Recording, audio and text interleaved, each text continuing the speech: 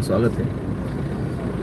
ये video save करके रखना क्योंकि फाइनल है। ये कुंडलिनी का आखिरी है।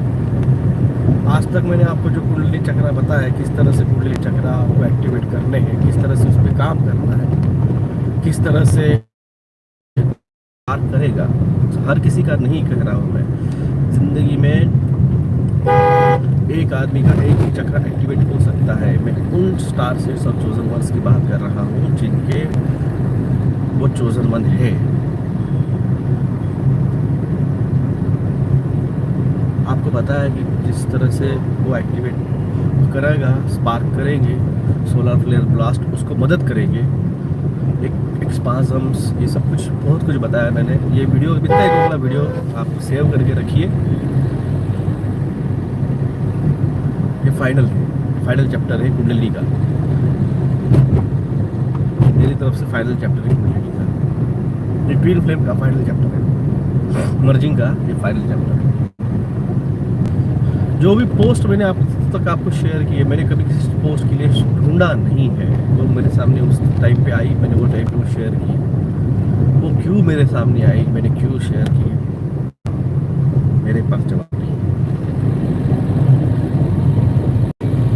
हो क्या रहा है तब नहीं पता, क्यों हो रहा है, डिवाइन की मर्जी है, इच्छा है ऊपर वाले की, इसलिए हो रहा है।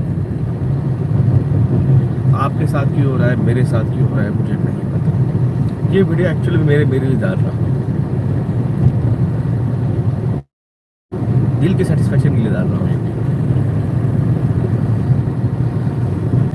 गणपति चतुर्थी आप मनाते हैं, पूरा महाराष्ट्र मनाता है। ढोल ताशे बाजों के साथ गणपति आप घर पे लाते हैं। क्यों मनाते हैं गणपति उत्सव, उसका इतिहास अलग है। ये वाद है, मैं इस बात पे ज़्यादा नहीं चाहूँगा। फिर भी मैं स्टेटमेंट वादित बातों पे स्टेटमेंट मैं नहीं दूंगा तो पोस्ट देगा। गणपति उत्सव और शिव जयंती, ये दोनों उत्सव 1892-93 में पुणे में महात्मा ज्योतिबा फुले इन्होंने चालू किए। तब अंग्रेजों के खिलाफ डायरेक्टली बात नहीं कर सकते थे, तो लोगों को एकत्रित लाने के लिए, एक साथ एक मंच पे लाने के लिए, संगठित करने के लिए तब शिव जयंती और गणपति उत्सव, ये दोनों उत्सव महात्मा ज्योतिबा फुले जी ने स्टार्ट किया। उसको वो उस तरह से लेके नहीं गए जिस तरह से लेके जाना एक्सपेक्टेड था। 1909 में लोकमान्य तिलक इन्होंने फिर शिव जयंती और गणपति उत्सव को एक अलग स्वरूप से प्रेजेंट किया और वो बहुत सक्सेस हुआ। तो आज भी लोकमान्य तिलक जी को माना जाता है कि उन्होंने वो स्टार्ट किया है, मगर एक्चुअल में इस समाज प्रबोधन का जो काम है महात्मा ज्योतिबा फुले जी ने स्टार्ट किया। इसको जो लगे क्या लगे मुझे कोई फ़र्क नहीं गिरता है। अब वो फ़र्क गिरने का जो था फेज अब मैंने छोड़ दिया है। नहीं गिरता किसी को फ़र्क तो हम भी सोच लगे हमें भी नहीं गिरना चाहिए। हाँ, मगर जो वचन रहता है, वचन तो हम भूलते नहीं हैं, आज भी कहते हैं। अगर रीत चली आए ना न जाए, वचन बने। चलो 65 हो चुके हैं, मैं बात करता हूँ।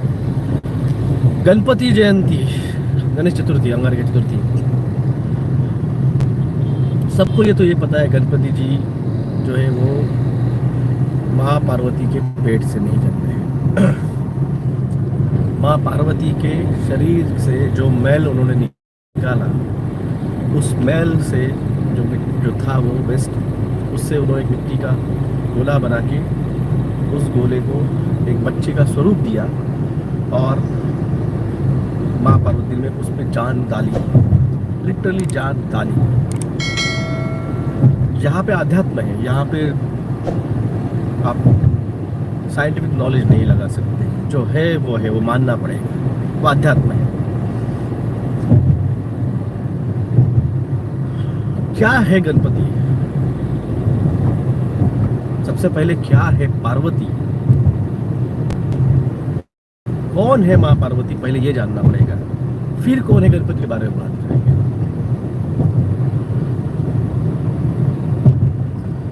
माँ पार्वती आदि शक्ति का ही रूप है, महामाया, आदि शक्ति महामाया। पार्वती के स्वरूप में शिव के साथ थे। शिव जिसका ना आदि है ना अंत है, और माँ पार्वती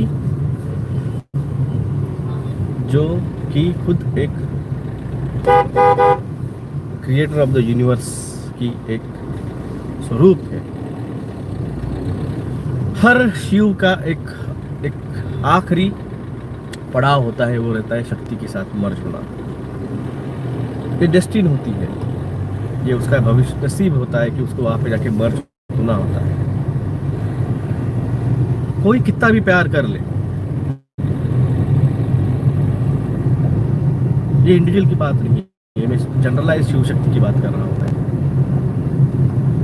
शिव और पार्वती माता की शादी हुई थी, सांसारिक थे, मगर एक दिन माँ पार्वती स्नान को गई और उन्होंने नंदी से कहा कि नंदी जी आप यहाँ पे द्वारपाल बन के रहिए और मैं स्नान कर रही हूँ, किसी आने मत दीजिए अंदर। I need my privacy, I need my space. तो ठीक है, तो नंदी जी बैठे रहे, शिव जी आए बाहर से। शिव जी अपने स्वभाव से मस्त,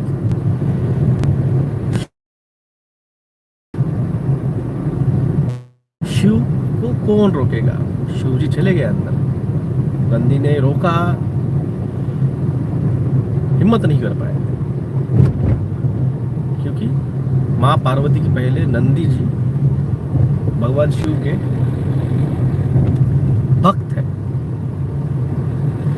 तो नंदी जी ने रोका नहीं, शिव जी अंदर चले गए।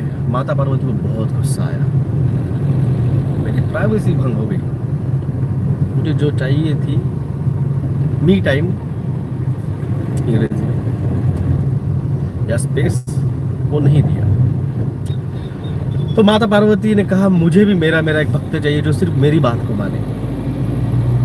और अगली बार जब वो दूसरे दिन नहाने गए तो उन्होंने नहाने के पहले बदन पे लेप लगा के, भस्म लगा के उससे अपना बदन क्लीन किया, और जो मैल निकला वो सोचिए माँ आदि शक्ति, माँ पार्वती का वो बदन है, उसमें से जो निकली है वो भी एक एनर्जी है। उस एनर्जी का उन्होंने मिट्टी का गोला बनाया। मेल क्या होता है? मेल क्या होता है? आपके बदन ने जो चीज आपसे छोड़ी है,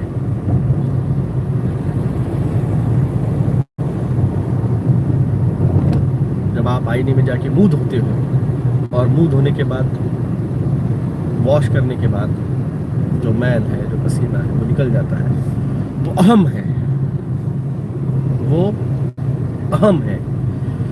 माँ पार्वती, माँ सती कहिए, माँ आदिशक्ति कहिए, महामाया कहिए, इसके बदन से जो निकला वो अणु था, वो मिट्टी थी, उसमें कोई जान नहीं थी, उसमें कोई जान नहीं थी, एक अणु था, वो एक छोटा सा पार्ट था इस विश्व का। उस अणु में माँ वहाँ पे जान डाली। अब जब वो गणेश जी जो है वो माता के ही अंग के से बने हैं, तो 100% वो माता की बात मानेंगे। माता ने कहा किसी को अंदर नहीं आने देना है, ये आदेश था गणेश जी के लिए।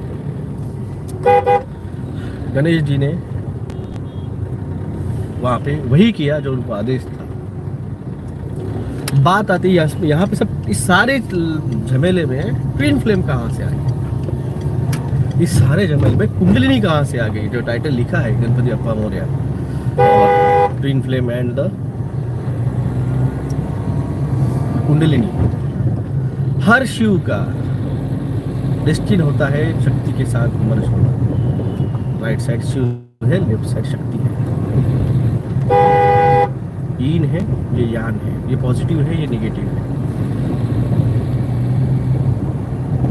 ये डेस्टिन होता है शिव का शक्ति के साथ मर्ज होना, ये डेस्टिन होता है। शिव जी जो ने कहा अपनी ही मस्ती में चले गए पार्वती जी के पास।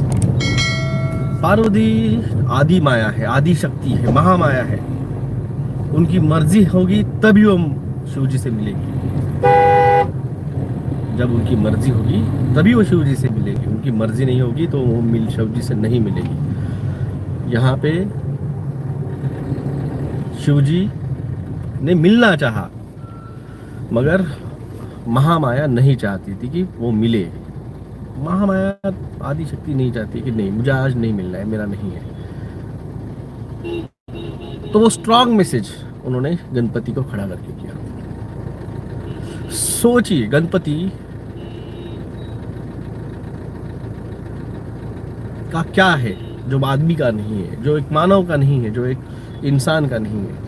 वो है सर।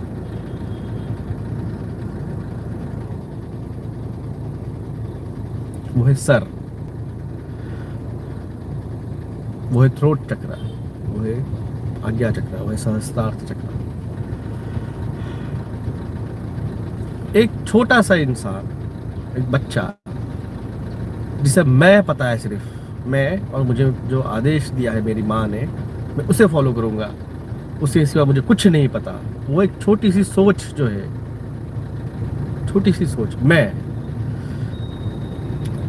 वो माँ पार्वती का, वो माँ आदि शक्ति का अहम था, वो मैं था। जो बच्चा रिप्रेजेंट कर रहा हूँ, गणपति रिप्रेजेंट कर रहा है। तो वो मैं जो था, ये मैं अहम जो है, इसको शिव ने अपने त्रिशूल से एक झटके से खत्म कर दिया। यहाँ पे शिव का भी ईगो आ गया था, यहाँ पे भी शिव का भी मैं अहम आ गया था कि मैं,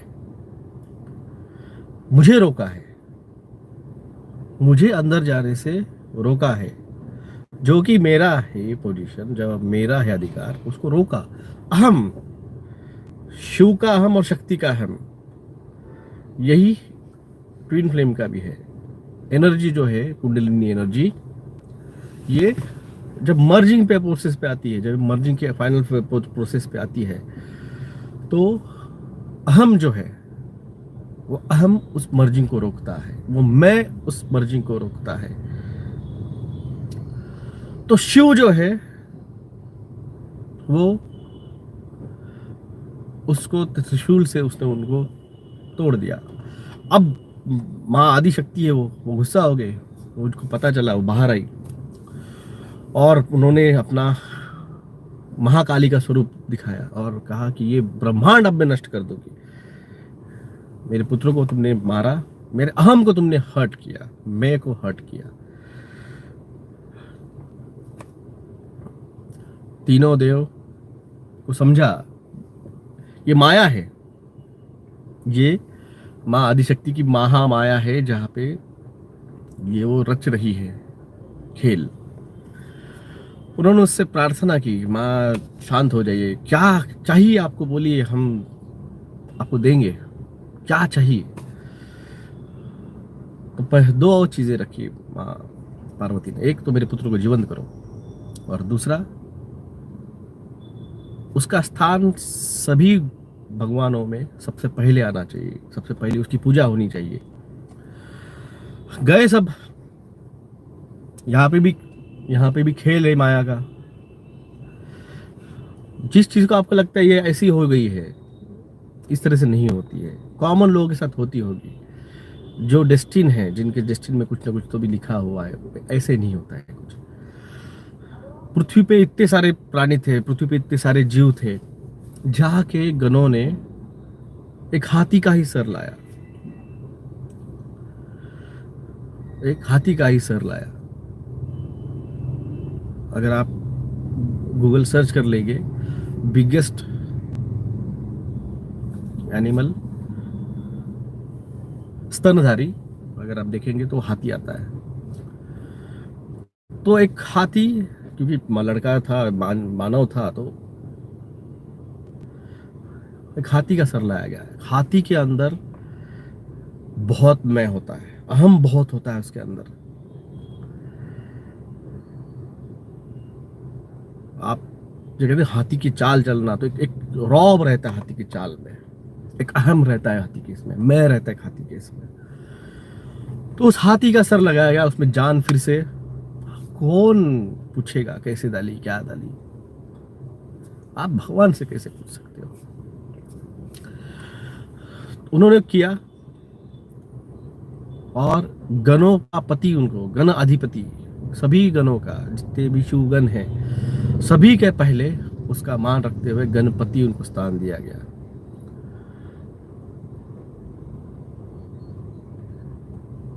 गणपति ये तंत्र विद्या के बहुत बड़े एक जानकार, एक नायक के रूप पे है।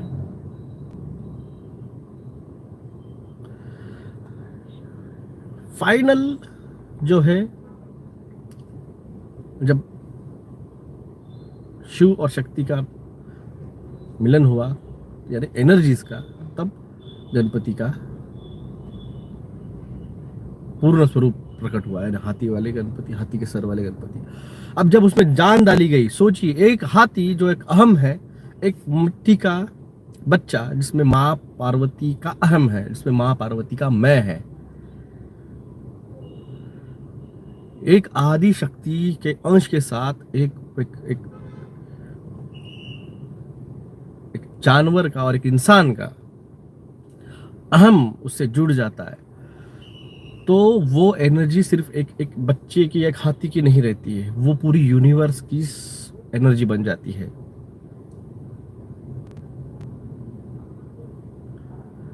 वो एक सांसारिक एनर्जी लेवल पे कनेक्ट होता है। गणपति आपके हर एक सेल्स के न्यूक्लियस के साथ वो कनेक्टेड होता है। अगर आप गणपति का चेहरा जो देखेंगे, फेस स्ट्रक्चर, वो आपके thalamus, hypothalamus and pituitary gland, जिसे हम लिम्बिक सिस्टम कहते हैं, जिसको ये पनीर टीका डैमेज करने के लिए लाया गया है। ये आपके लिम्बिक सिस्टम का स्ट्रक्चर है। ये मैं साइंटिफिकली अब इसको रिकनेक्ट कर रहा हूँ आपके साथ। ये आप कई और किताबों में जाके ढूंढेंगे तो आपको नहीं मिलेगा। आपका थैलेमस, हाइपोथैलेमस और पिट्यूटरी ग्लैंड जो है, अगर इसका आप स्ट्रक्चर देखेंगे अच्छे से, तो एक हाथी के सूंड और एक स्ट्रक्चर जैसा है। थर्ड आई ये उस ब्रेन के अंदर का हिस्सा है। तो ये गणपति जो है दिखाया गया है, ये जो शिव और शक्ति का मर्जिंग होने के बाद में जो थर्ड आई है, ये जो आपका लिम्बिक है, ये लिम्बिक सिस्टम यानी गणपति है। ये मर्जिंग है, ये मर्जिंग है शिव और शक्ति का, और उसके बाद में क्रिएशन होता है गणपति का। ये फाइनल चैप्टर है कुंडलिनी का। 7 चक्रा जब जाके थर्ड आई पे मर्ज होते हैं, इस मर्जिंग के बाद में जो है वो थर्ड आई ओपन होती है, वो सहस्त्रार्थ चक्रा ओपन होके वो एनर्जी के अंदर फ्लो होती है। मैंने कहा ये वीडियो मेरे लिए ही डाल रहा हूँ, मैं किसी और के लिए नहीं डाल रहा हूँ, खुद को समझाने के लिए डाल रहा हूँ कि क्या हो रहा है प्रोसेस, इस प्रोसेस में क्या चल रहा है। कि किसी और को समझाने की, हम कौन है समझाने वाले? हम कौन है किसी को समझाने वाले? हर कोई अपने अपने दिमाग से कैपेबल है, हर कोई अपने अपने दिल से कैपेबल है, हर किसी को फ्री चॉइस है। तो खुद को समझाने के लिए वीडियो डाल रहा हूँ। ये वीडियो आप लोगों के लिए इसलिए है कि बाद में फिर से मैं कुंडलिनी मर्ज होने के बाद में फाइनल स्टेजेस में क्या होता है मैं फिर नहीं बताने वाला हूँ। ये वीडियो भी बहुत इंपॉर्टेंट जाएगा।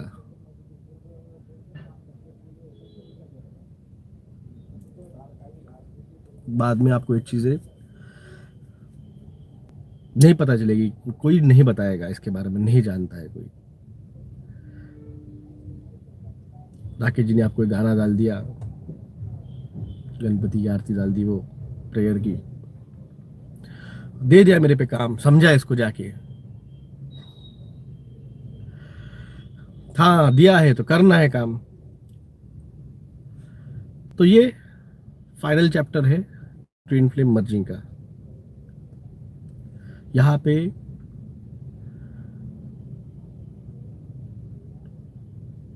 ट्विन फ्लेम मर्ज होने के बाद में